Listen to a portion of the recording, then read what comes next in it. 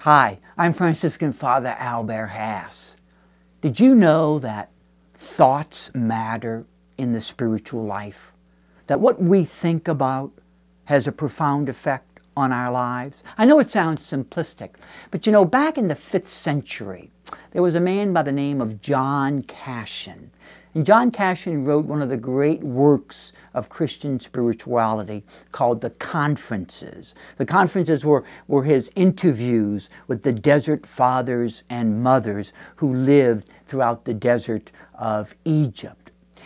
Cassian is sometimes called the first Christian psychologist because he makes a very important point. He says, what we think about leads to desires, which fuels our passions, which get played out into action. According to John Cassian, it's a chain reaction. Your thoughts lead to desires, which fuel your passions, which then get played out into action. When you think about it, it's pretty wise. For instance, here's a thought: I like this watch. And the fact that I like this watch is going to fuel my desire to keep it.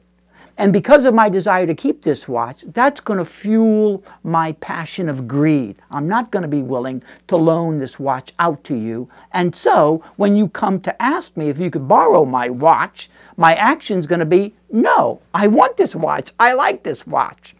Thoughts lead to desires, which lead to passions, which get played out into actions. Another example. Here's a thought. I see a beautiful woman on the street. I see a handsome man. And right away, I develop the desire for that person. And that desire for the person then fuels the passion of lust, which then gets played out into some kind of inappropriate action. Thoughts lead to desires, which fuel my passions, which get played out into actions. It's a chain reaction.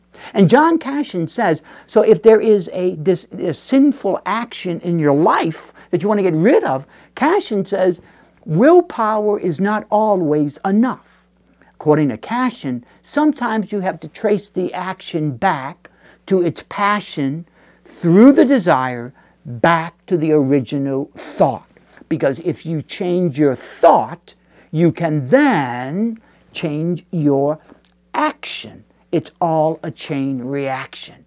And maybe that's why St. Paul encourages us to put on the mind of Christ.